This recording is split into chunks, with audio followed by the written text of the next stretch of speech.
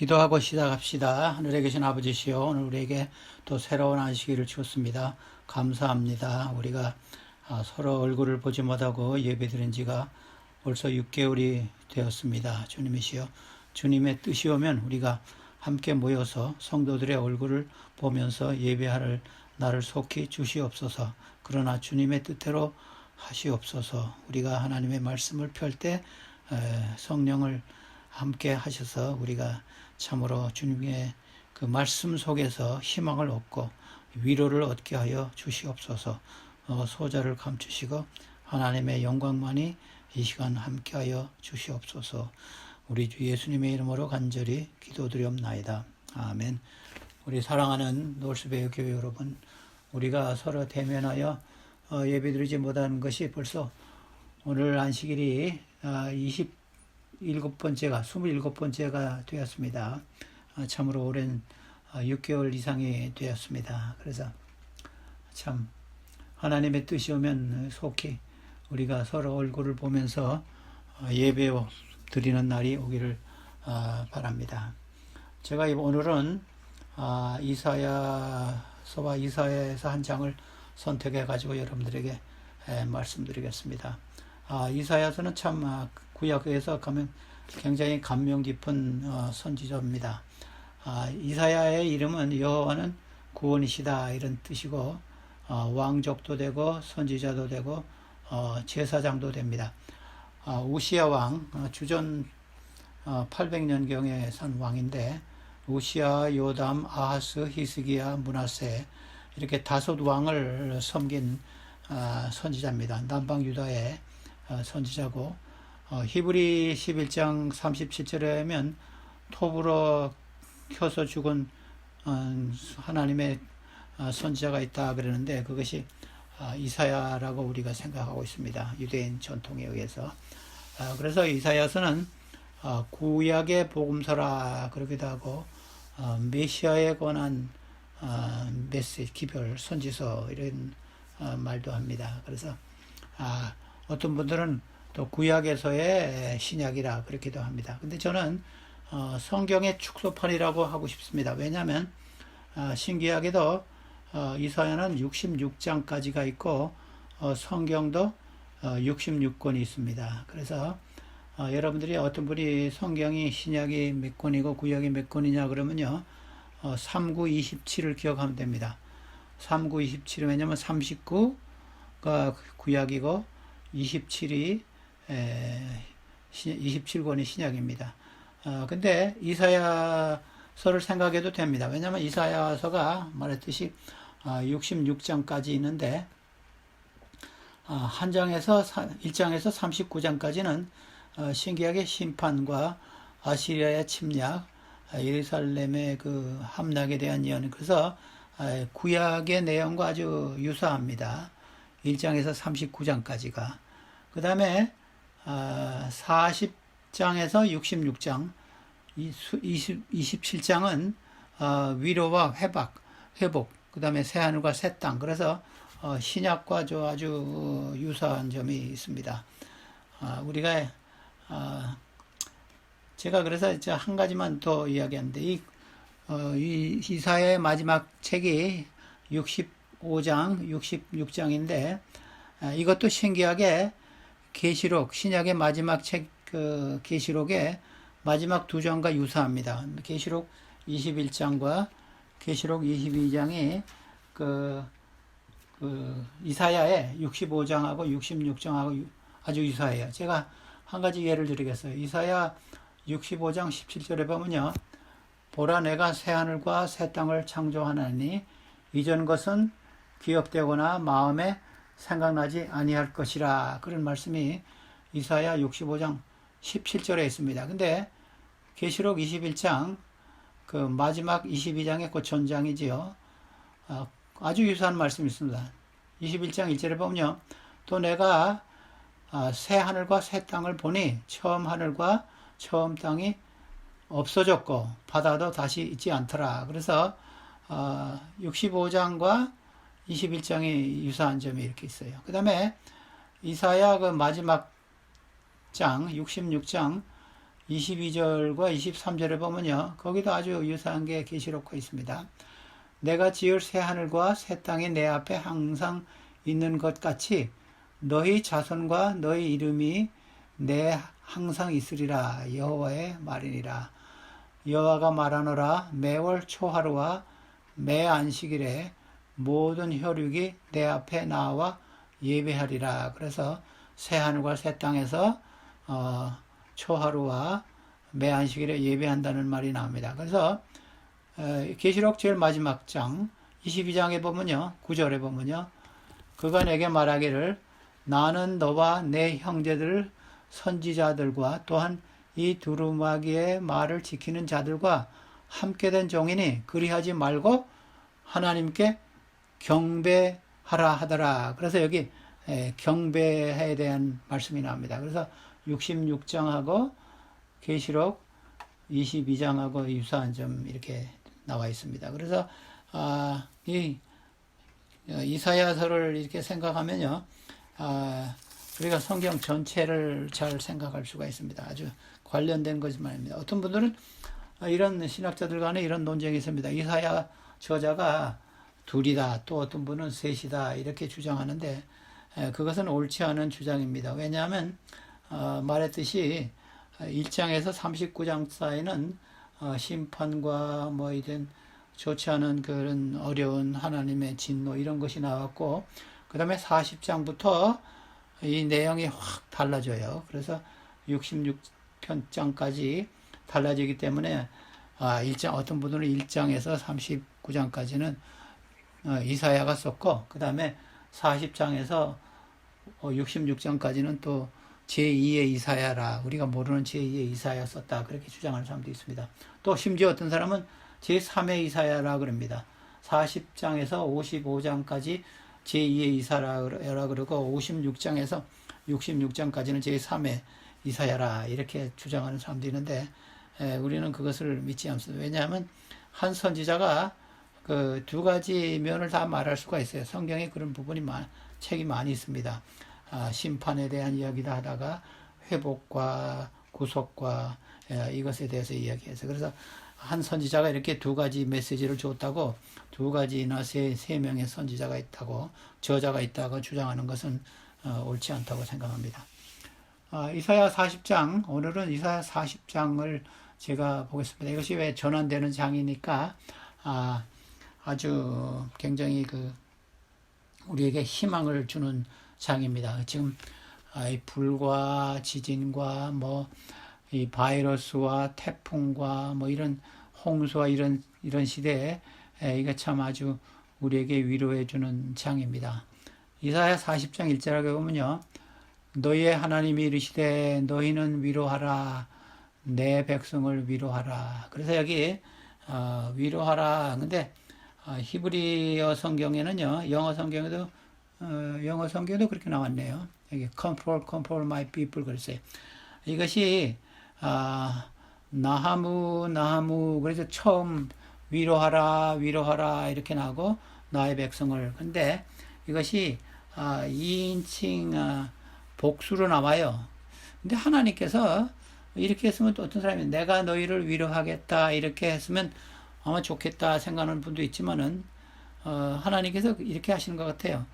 너희들끼리 아마 교회 지도자들이 아마 교우들에게 위로하라 그렇게도 해석할 수 있지만 우리 교우들끼리 너희들끼리 서로 위로하며 살아라 이렇게도 말씀하시는 것 같아요. 서로 위로하며 2인칭 복수로 되어 있기 때문에 하나님께서 내가 너희를 위로하겠다 그렇게 하시지 않고 너희들끼리 위로하라 이렇게 하나님께서 우리 모두에게 하시는 명령 같습니다.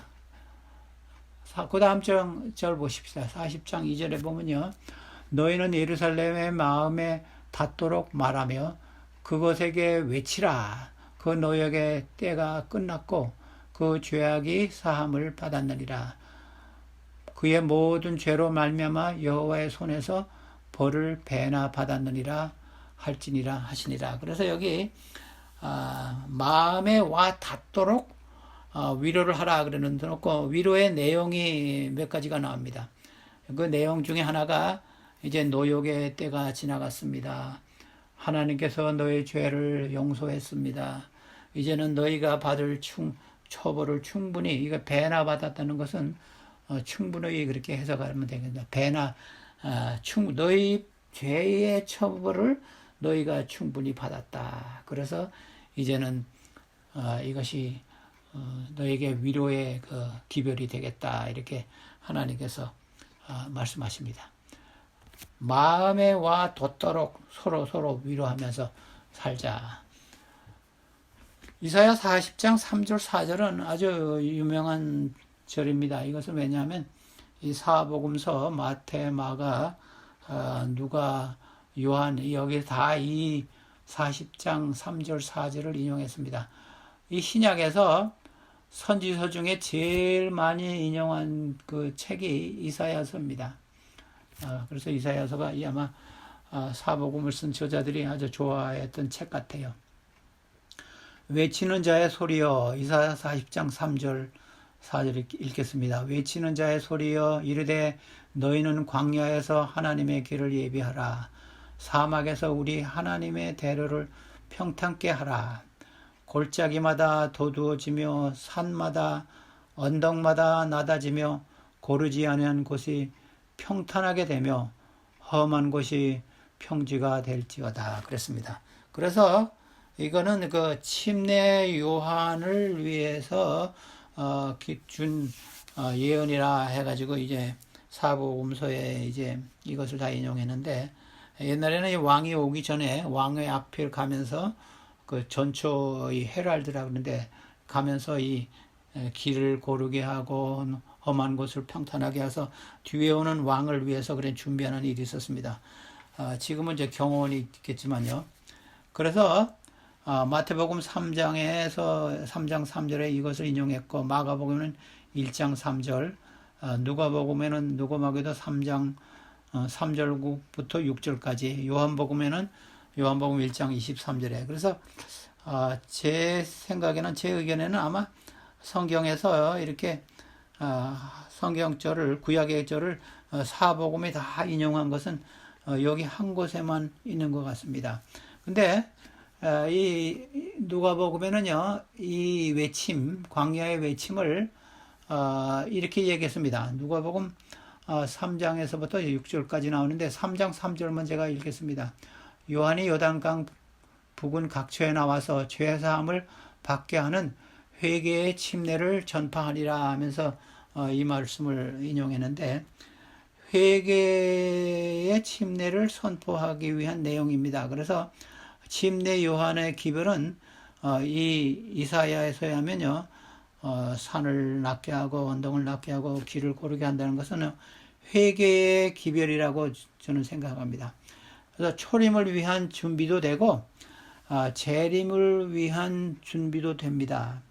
왜냐하면 여호와의 길, 그래서 여기 여호와의 길이라는 것이 구약 성경에는 여호와의 길이라 그랬고 신약에서는 주의 길이라 그랬습니다. 그래서 구약에 나오는 여호와가 신약에서는 예수님으로 되었습니다. 그래서 우리가 구약의 모든 여호와를 예수님으로 보는 것도 적절한 해석 같습니다. 그래서 여기 그 길을 평탄케 하라. 그런데 우리 신앙인들이 가는 길이요, 많은 분들이 굉장히 험난한 길이라고 생각하는 분들이 많이 있습니다. 근데 저는 그렇게 생각 안 해요.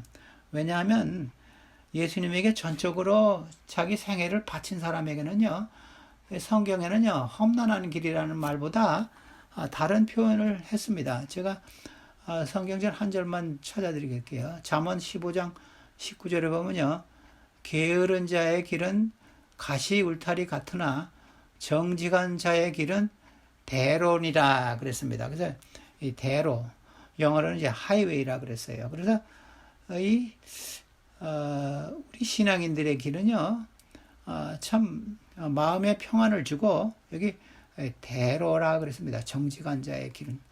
그래서 우리가 이 신앙하는 것이 어렵다 생각하면요, 우리가 참다운 신앙을 내가 하고 있는가 좀 생각해 봐야 되겠습니다. 우리 제가요, 여호와의 길을 예비하기 위해서 이런 일들을 하라 그러는데, 제가 우리, 재림을 기다리는 사람, 우리 초림에 대한 말씀이기도 하지만요, 재림에 대한 말씀이기도 해요. 왜냐하면 성경에서요, 이런 그 역사적인 사건이요, 그거는 한 번 이루어집니다. 이것은 초림은 한 번밖에 없어요. 그러나 이것을 교훈은요, 재림에도 적용할 수 있어요. 다시 말하면요, 이렇게 쉽게 제가 말할 수 있어요. 역사는 반복하지 않으나 역사의 교훈은 반복합니다. 다시 말하면 계시록에 그 초대교회가 나오잖아요. 초대교회에 에베소 교회에 에베소 교회는 첫사랑을 버렸다 그런 책망을 줬어요. 근데 우리는 지금 라오디게아 교회에 살고 있어요. 7번째 교회. 근데 우리 라오디게아 교회에 사는 사람들에게도 너희가 첫사랑을 버렸다 하는 교훈이 필요한 겁니다. 그것은 에베소에게 준 교훈이라 하고 그냥 버리면 그것은 안 되는 것입니다. 왜냐하면 거기 계시록에도 각 교회에게 이 기별을 줬다 그랬으니까. 그래서 이것은 아마 예수님의 초림에 대한 이야기니까 우리가 이것은 뭐 지나가도 된다 그렇게 생각 안 돼요. 왜냐하면 역사는 반복하지 않지만 예수님의 초림이 지나갔어요. 근데 역사입니다. 그러나 역사에 주는 교훈은 계속해서 반복합니다. 그래서 제가 여기에 감안해서 여기 여호와의 길을 예비하기 위해서 이렇게 하라 그런데 산을 언덕을 낮게 하고 거친 것을 수수하고 제가 이렇게 좀 생각해 봤습니다. 우리가 여호와의 길을 예비하기 위해서 거친 성격을 부드럽게 하고 교만하고 높은 마음을 낮추고 험한과 말과 행동을 평지같이 하고 껄끄러운 대인관계를 부드럽게 개선하고 회개합시다. 화해합시다. 이렇게 생각해 봤습니다. 그 다음 절 우리 봅시다. 이사야 40장 5절 여호와의 영광이 나타나고 모든 육체가 그것을 함께 보리랴. 이는 여호와의 입이 말씀하셨느니라. 그래서 제가 말했듯이 이것이 초림에 대한 것이라고만은 볼 수 없어요. 왜냐하면 이 초림에 대한 이야기 같지만 이것이 그 재림에 대한 그 성경절과 아주 유사해요. 마태복음 24장 30절에 보면요. 이것은 예수님의 재림에 대한 이야기인데 여기도 보면요. 그때의 인자의 징조가 하늘에서 보이겠고 그때의 땅의 모든 족속들이 통곡하며 그들이 인자가 구름을 타고 능력과 큰 영광으로 오는 것을 보리라 그랬어요. 그래서 여기 영광이라는 말이 나오잖아요. 그 이사야서의 여호와의 영광.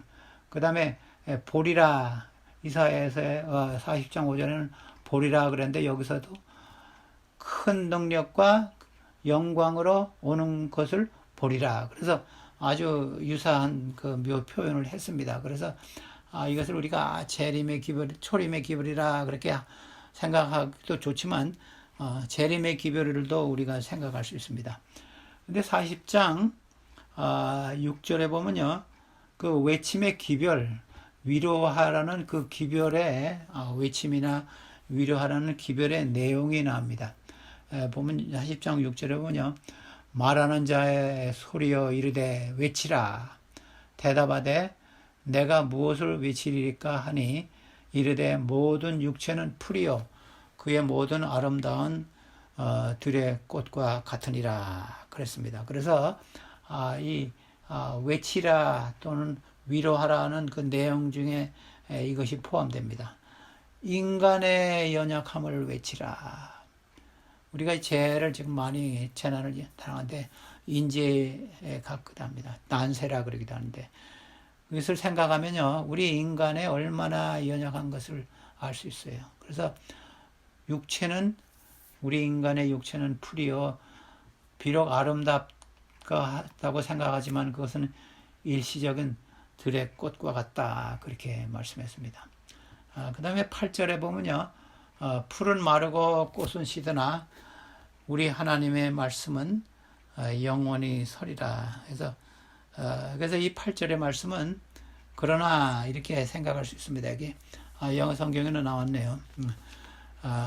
그러나 풀은 마르고 꽃은 시드나 그러나 하나님의 말씀은 영원히 선다. 그래서 하나님의 말씀의 그 영원성에 인간의 연약함을 비교했습니다. 그래서 이 말씀은 베드로전서 1장 24절 25절에 베드로가 인용했습니다.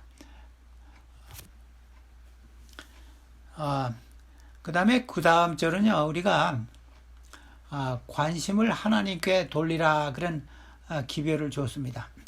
이사야 40장 9절에 보면요, 아름다운 소식을 시온에 전하는 자여 너는 높은 산에 오르라.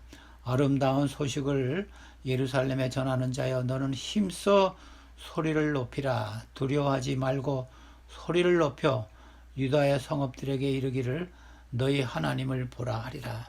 그래서 우리의 그 눈을 이 인간의 연약함, 인간의 꽃과 같은 영혼에 돌리지 말고 재난을 보지 말고 하나님을 보라. 그래서 여기에 하나님이 계시다. 이것이 그 외치는 그 위로의 말씀 중에 하나입니다. 그래서 우리가 참 관심을 하나님과 하나님의 능력으로 돌리라고 말씀했습니다. 그 다음 두 절은요, 우리가 좀 비교할 절입니다. 10절은요, 보라 주 여호와께서 장차 강한 자로 임하실 것이요 친히 그의 팔로 다스릴 것이라. 보라 상급이 그에게 있고 보응이 그의 앞에 있으며. 그래서 여기서는 상급과 보응, 이것은 심판과 구원이라는 그 의미가 있습니다. 이 유사한 말씀이 계시록 22장 12절에 있습니다. 하나님께서 예수님께서 오실 때 각 줄 사람에게 줄 상이 있다. 그래서 공정한 심판자 하나님, 강한 하나님, 이런 그 묘사가 그 10절에 있는데, 근데 그 다음 절은요, 아주 그 부드러운 하나님으로 묘사됐습니다. 보세요. 10절은 강한 하나님, 심판자 하나님, 구원자 하나님, 이런 하나님으로 표현했는데, 그 다음 절은요, 하나님은요, 그는 목자같이 양떼를 먹이시며 어린 양을 그 팔로 모아 품에 안으시며 젖 먹이는 암컷들을 온순히 인도하시는도다. 여러분들이 예수님은 선한 목자라는 말씀을 많이 들으셨어요. 요한복음 10장에 나오죠. 10장 11절. 근데 여기서는 하나님이 선한 목자라 이렇게 표현했어요. 양떼를 먹이시며, 양떼를 테이크해야 한다는 것입니다. 음식만 줄 뿐 아니라 모든 것을 다 케어하시고 어린 양을 팔로 안아. 하나님이 얼마나 이 섬세한 모습이 나옵니까? 아까 10절과 굉장히 대조적이죠. 10절에는 강한 하나님, 구원자 하나님, 심판자 하나님 이렇게 묘사됐고, 그 다음 절은 아주 대조적으로 선한 목자같이 양떼를 먹이시고 어린 양을 팔로 안아 품에 안으시고 젖 먹이는 암컷들을 온순히 인도하시는도다. 그래서 선한 목자이신 하나님이 묘사됐습니다. 그래서 하나님을 의뢰하는 사람에게, 하나님을, 예수님을 믿는 사람들에게는 하나님이 이런 분입니다. 그래서 아주 온순하고 선한 목자로 잘 모셨어요. 근데 이것은 물론 이 구약 당시의 이 선지자의 글에는 애굽에서 그 인도한 그 출애굽의 그 구원자 하나님을 묘사한 것으로 해석하기도 합니다. 그러나 우리에게는 현재 21세기 사는 우리에게는 우리를 보호하시는 온순하고 선하신 선한 목자 하나님으로 우리가 생각할 수 있습니다. 그 다음에 이사야 40장 12절부터 27절까지는 하나님은 비교할 수 없는 전능하신 하나님이다. 창조주 하나님이다. 특히 우상 숭배의 어리석음을 많이 지적했습니다. 그래서 이 중간에 많은 절들은 하나님의 능력, 우리가 하나님을 보라 그랬었는데 그분은 어떤 분인가 이것을 아주 많이 자세하게 묘사했습니다. 제가 몇 절만 찾겠습니다. 공평한 자는 거제를 드릴 때 썩지 아니하는 나무를 택하고 지혜로운 장인을 구하여 우상을 만들어 흔들리지 아니하도록 세우느니라. 그래서 여기 우상 숭배의 그 어리석음을 여기 얘기했습니다. 그 전절 18절에는 우상 숭배를 금지하는 말씀하고 보세요.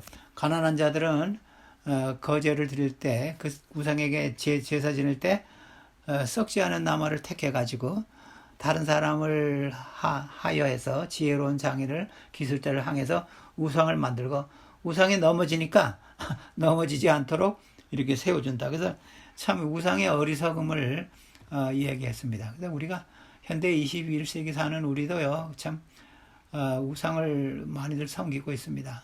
돈과 명예와 뭐 이런 세상적인 것을 섬기는 것이 우리에게 우상이 되겠죠. 그래서 그 우상의 어리석음을 하나님께서 이렇게 표현했습니다. 그 다음에 22절에 보면요, 2절은 하나님은 어떤 하나님인가 또 묘사했습니다. 하나님은요, 그는 땅 위 궁창에 앉으시나니 땅에 사는 사람들은 메뚜기 같으리라. 그가 하늘을 차일같이 펴셨으며 거주할 천막같이 치셨다. 이 차일이란 것은 캐노피라 그래가지고 아주 이 우에 이렇게 휘장같이 하나님께서 궁창 땅 위 궁창에 앉으시나니 그랬습니다. 근데 이것이 그 영어 성경에는 좀 정확하게 나왔네요. 그 He sits enthroned above the circle of the earth. 그러니까 circle이라 그랬어요. 그래서 지구가 평평하지 않고 지구가 둥글다는 표현이 성경에 있습니다. 성경은 굉장히 과학적입니다. 벌써 이게 주전 뭐 한 700년 전에 쓴 글인데 하나님은 이 궁창 원같이 생긴 둥근 지구 위에 앉아 계셔서 이 사람들을 보시고 계신다. 사람들이 메뚜기 같고 하늘을 차일같이 펴시고 거주할 천막같이 치셨다 그랬어요. 이 말씀하고 욥기 26장 7절에도 이 땅을 공간에 다시며 그래서 지구가 둥글다는 것도 욥기에 나옵니다. 26장 7절에. 그래서 성경 굉장히 과학적이에요. 근데 하나님께서 궁창 위 둥근 땅 위에 앉으셔서 살펴보신다 그랬습니다. 우리 어떤 그 성경학자들은요, 하나님은 자연주의 하나님이라 그럽니다. 하나님께서 지구를 창조해 놓고 어디 또 다른 데 가서 출장 가시거나 안 계시고 관여하지 않는다. 그렇게 믿는 과학자들이 있고 신학자들도 있고. 근데 여기 보면요, 하나님께서 창조하시고 관여하시는 하나님으로 나타났어요. 그래서 앉으셔서 사람들이 어떻게 하나. 그 다음 절에도 그것이 분명히 나왔어요. 그래서 이 22절, 23절에도 하나님께서 관여하시는 하나님, 우리 개인 생활에도 관여하시고 세상에 어떻게 돌아가는 것도 관여하시고 그 23절에도 그것이 분명히 나와 있습니다. 그래서 25절에 보면요, 40장 25절에 보면요, 거룩하신 이가 이르시되, 하나님께서 이르시되 그런즉 너희가 나를 누구에게 비교하여 나를 그와 동등하게 하겠느냐. 그래서 하나님과 동등될 사람은 아무도 없다. 그런 말씀하신 겁니다. 그래서 이 많은 부분이 하나님은 뭐 누구하고도 비교할 수 없는 아주 위대하신 하나님이라. 그래서 이 우주 너희는 눈을 높이 들어 누가 이 모든 것을 창조하였나 보라. 제가 26절 있습니다. 보라, 주께서는 그 수요대로 만상을 이끌어내시고 그들의 모든 이름을 부르시나니 그의 권세가 크고 그의 능력이 강함으로 하나도 빠짐이 없느니라. 여기 이 말씀이 창세기 15장에 있는 그 아브라함에게 말씀하신 것과 아주 유사한데, 창세기 15장 5절에 나오지. 아브라함에게 하늘을 쳐다보고 별을 보라. 근데 사실 이 번역에는요, 어떤 성경 번역에는 별이란 말이 나오는데 원어에는 별이란 말이 없습니다. 하늘을 그냥 쳐다보라 보면서 누가 이 모든 것을 만드는지 보라. 그래서 하나님께서 이것을 만드시고 관여하신다는 사상이 여기서 나옵니다. 만상을 만들고 모든 이름을 이리 부르신다 그랬습니다. 그 많은 별들의 이름, 모든 별뿐만 아니라, 여기는 별이란 말이 없지만, 우리 모든 사람들의 이름을 다 아시고 부르신다 그랬어요. 그의 권세가 크고, 그의 능력이 강함으로 하나도 빠짐없이 정확하게 온 세계를 만드셨다 그랬습니다. 그래서 여기 우상 숭배의 그 어리석음도 여기 2절에도 나옵니다. 왜냐하면 그 당시에도요, 별을 숭배하는 사람들이 굉장히 많이 있었습니다. 그래서 별을 다 내가 만들었다. 별을 숭배하지 말라. 그런 말씀이 많습니다. 하나님은 우리를 돌보십니다. 근데 27절부터 31절 말씀이 이사야 40장의 아주 중요한 부분입니다. 1절, 2절에 나오는 위로하라는 내용이 여기 다시 나옵니다. 어떤 것으로 우리가 위로할 것인가, 위로를 받을 것인가. 사람들이 이런 말씀해요. 여기 40절에 있는, 27절에 있는 말씀들을 사람들이 자주 합니다. 야곱아 어찌하여, 이스라엘 백성들에게 이렇게 말씀하여, 내가 말하며 이스라엘아 내가 이르기를 내 길은 여호와께 숨겨졌으며 내 송사는 하나님에게서 벗어났다 하느냐. 그러니까 이 말씀이 무슨 말씀이었냐면, 이스라엘 백성들에게 내가 왜 하나님이 나를 떠나고 하나님이 나를 케어하지 않는다 이렇게 말하느냐 이겁니다. 그런 부정적인 말을 하지 말라, 이런 의미가 여기 있습니다. 하나님은 너를 보시고 너를 케어하시고 너에게 관심을 보이시고 너를 지금 지켜보신다, 이런 의미가 이 말씀 속에 있습니다. 그렇게 말을 하지 말라는 겁니다. 아마 이것이 시편 2편 1절에도 그런 유사한 말씀이 있습니다. 쓸데없는 걱정하지 말라, 하나님께서 이렇게 말씀하십니다. 28절에 보면요, 이제 하나님께서 내가 어떤 하나님이다, 이런 말씀을 이제 말씀합니다.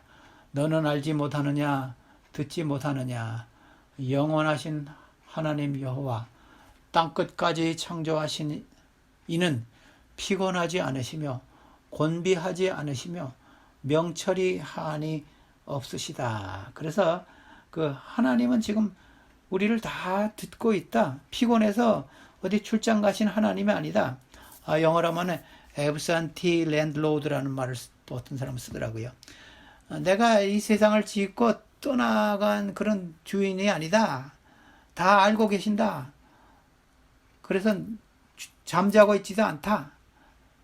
그래서 걱정하지 말아라. 내가 알고 있다. 그렇게 이제 하나님께서 말씀하세요. 그러면서 이렇게 29절에부터 이제 위로의 말씀을 합니다. 피곤한 자에게는 능력을 주시고 무능한 자에게는 힘을 더하시나니. 야고보 1장에는 말씀과 아주 유사한 말씀입니다.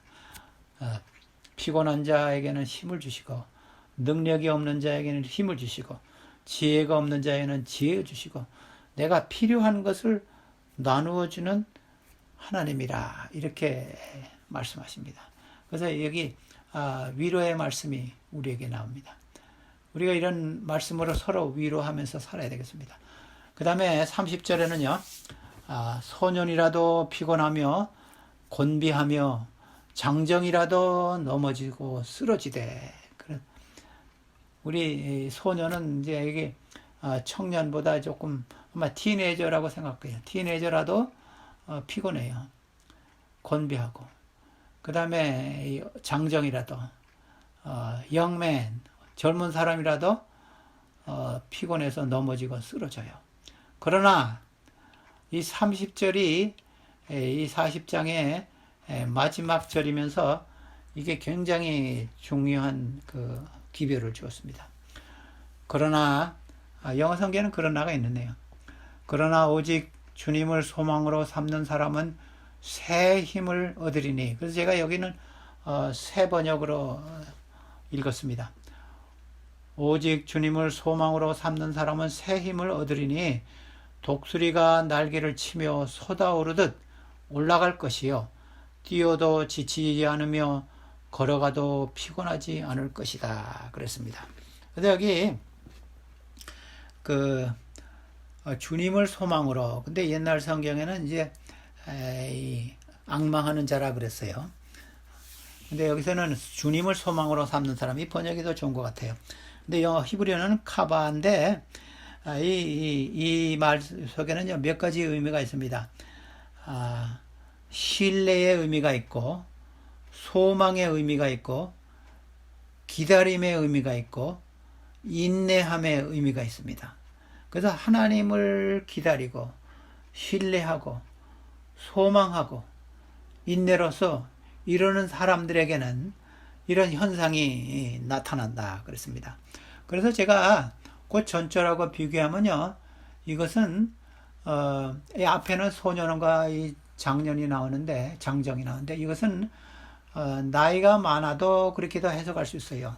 왜냐하면 앞에 것과 비교하기 위해서. 주님을 소망으로 삼는 사람은요, 나이가 상관없이 새로운 힘을 얻겠다 그랬습니다.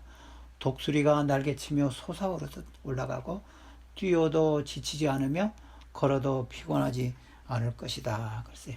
근데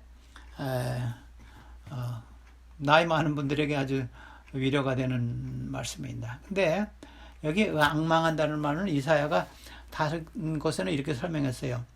이사야 34장 2절에 보면요, 여호와여 우리에게 은혜를 베푸소서, 우리가 주를 앙망하오니 주는 아침마다 우리의 팔이 되시며 환난 때에 우리의 구원이 되소서. 여기 꼭 같은 단어를 썼는데 앙망하오니 그랬습니다. 그래서 이 이사야가 하나님을 아침마다 하나님을 앙망한다 이런 말을 했습니다.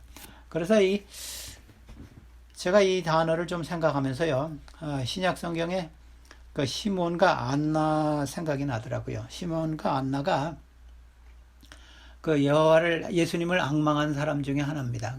누가복음 2장 25절에 보면 예루살렘에 시몬이라 하는 사람이 있으니 이 사람은 의롭고 경건하여 이스라엘의 위로를 기다리는 자라, 성령이 그에게 위에 계시더라. 그래서 그 계속 읽어보면요, 예수님을 만난, 메시아를 만난 그 이야기가 나옵니다. 안나라 여선지자도 그랬습니다. 그래서 앙망하는 사람들은요, 신뢰하면서 소망 중에 인내하면서 기다리는 사람이라 그랬습니다. 근데 여기 여호와를 앙망하는 사람에 대한 이 결과는 나오지만 우리가 어떻게 새 힘을 얻을 수 있는가에 대해서는 나오지 않아요. 근데 제가 새 힘이라는 그 말을 제가 히브리 원어를 찾아보니까 할라프라는 말을 썼어요. 할라프. 할라프라는 말은요, 이런 의미가 있습니다. 새로운 옷으로 갈아입다. 그 다음에 헌 옷을 입다가 새 옷을 입는, 그 다음에 익스체인지 하다, 그런 뜻이 있습니다. 그래서 이것을 더 나가서 해석하면요, 창세기 35장 2절에 보면 야곱이 그 베델에 가서 내가 나에게 도움을 주시고 그 하늘 가는 그 사다리를 보여준 하나님을 경배하자 하면서 자기 권속들에게 우상을 버리고 새 옷을 바꿔 입어라, 그런 말 나와요. 그 같은 단어입니다. 그래서 우리가 어떻게 새 힘을 얻을 수 있을까? 어떻게 익스체인지 할까? 다시 말하면 우리가 무지함이 하나님의 지혜로 바꿔진다는 겁니다. 이것이 어떻게 우리가 새 힘을 얻는 방법이에요. 우리의 피곤함이 독수리의 힘으로 바꿔지고, 우리의 불의가 하나님의 의로 바꿔지고, 우리의 무능함이 하나님의 능력으로 익스체인지, 바꿔진다.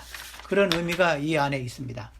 그것이 우리가 결과가 나오지만 어떻게 하나님께서 우리에게 새로운 힘을 주시고 새로운 능력을 주시고 새로운 의를 주시고 또 새로운 지혜를 주시고 이렇게 주신다. 근데 이것이요, 이 말씀이 좀 제가 보기에는요 좀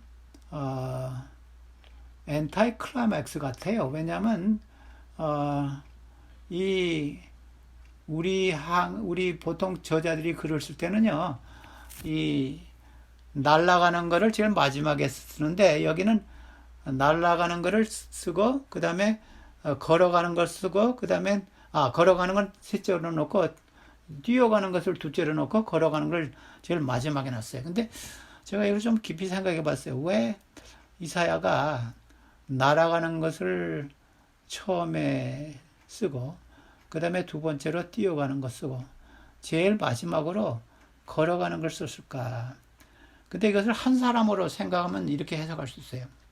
우리 신앙생활을 할 때요, 우리가 어떤 때는 날아가는 신앙생활 할 때가 있어요. 여러분들이 새벽 기도를 하고 금식 기도하고 하면 신앙이 날아가는 것 같아요. 그 다음에 어떤 때는 뛰어갑니까? 그래 뭐 우리가 다른 사람에게 전도도 하고 우리가 좀 뛰어가는 생활도 했어요. 근데 걸어가는 거는요, 일상생활이에요. 근데 하나님께서 보실 때 걸어가는 일상생활의 것을 좀 아주 크라이맥스로 든 것 같아요. 그것이 중요한 것으로 말씀했어요.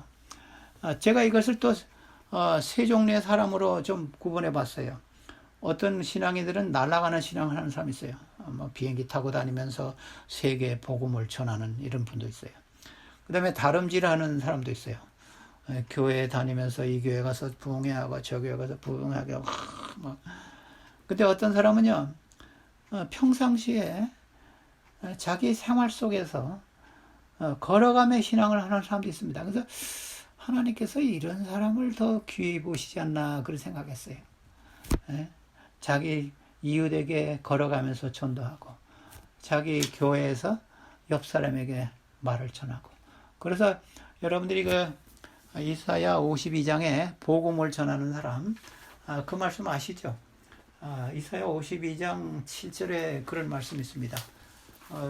거기도 걸어가는 것의 중요성에 대해서 이야기했더래요. 복음을 가지고 이웃에게 복음을 전하는 자의 발이 얼마나 아름답고 선한 거 그랬습니다. 좋은 소식을 전하며 평화를 공포하며 복된 좋은 소식을 가져오며 구원을 공포하며 시온을 향해 이르기를 내 하나님이 통치하신다 하는 자의 산을 넘는 발이 어찌 그리 아름다운 거 그랬습니다. 여러분, 에녹도 하나님과 동행했다 그랬습니다. 그 동행이라는 말은 walking with God 그랬어요. 300년 동안 동행했습니다. 그래서 이 하나님과 우리 매일 생활에서 이 동행하는, 걸어가는 이 생활이 하나님께서 굉장히 귀히 보시는 것 같습니다. 여기 걸어간다는 말을 제가 생각하면서 그 이사야 35장의 말씀도 생각이 나더라고요.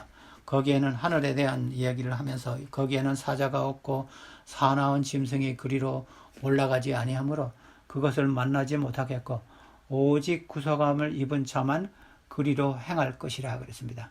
그래서 그리로 행할 것이며 그런데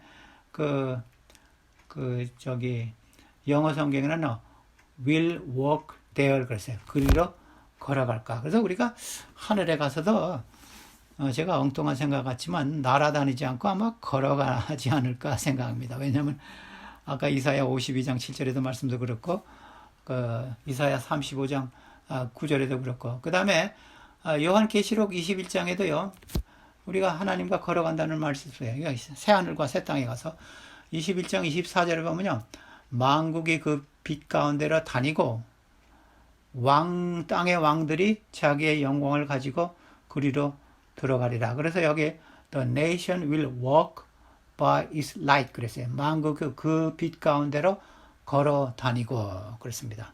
물론 하늘에 가서 우리가 날을지 걸을지는 모르지만 제가 보는 관점으로는요. 이 걸어 다니는 말씀이 참 그래서 우리가 신앙생활에 여러분들이 아마 날아다니는 분 많지 않고 뛰어다니는 분 많지 않지만 생활 속에서 여러분들이 가족에게 이웃에게 걸어다니면서 이 복음을 전하고 일상생활에서 충실하게 에녹과 같이 매일매일 하나님과 동행하면 하나님께서 새 힘을 주시고 참 이런 축복들을 주실 것이라 그런 말씀 하신 겁니다.